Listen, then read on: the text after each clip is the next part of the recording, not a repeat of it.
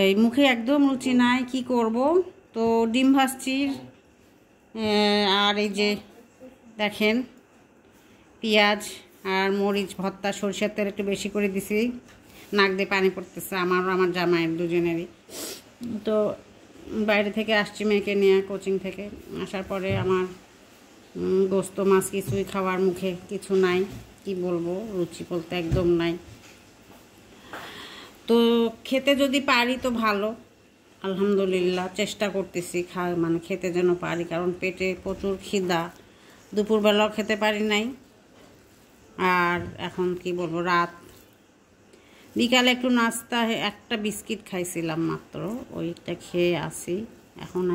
এখন মনে হচ্ছে যে অনেক খিদা পেটে, কিন্তু মুখে একদমই নাই, কি বলবো। আসলে শীতের শুরুতে এরকম হচ্ছে কিনা জানি না।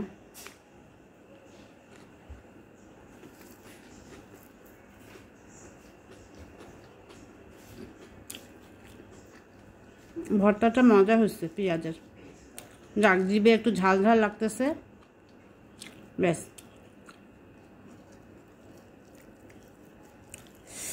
আর আমার ডিম ভাজিতে আমি ধনে পাতা দিই, এই যে শীতকালে বেশি দিই, গরমকালেও দিই, কিন্তু শীতকালে আমি সবসময় দিই, ভাল লাগে খেতে।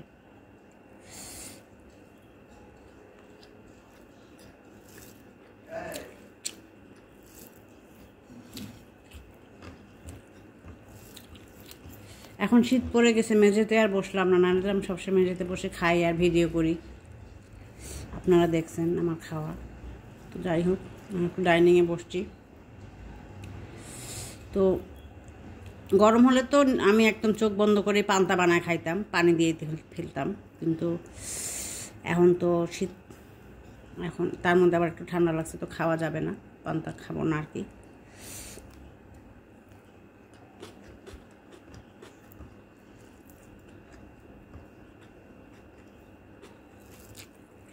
গরমকালে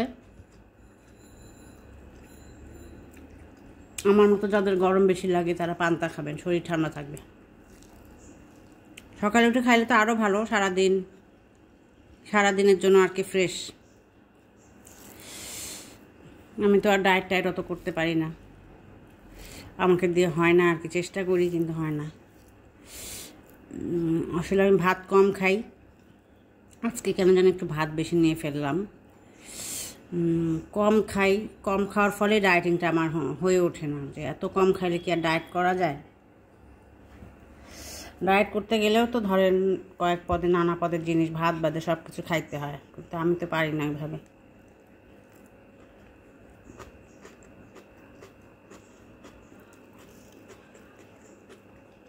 তো দেখেন ডিম ভাজিটা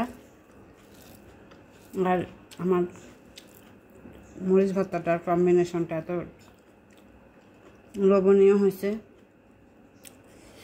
তো অল্প অল্প করে খাচ্ছি, তো আর সময় নষ্ট করবো না আপনাদের। তো রাখি, আসসালামু আলাইকুম, আল্লাহ হাফেজ।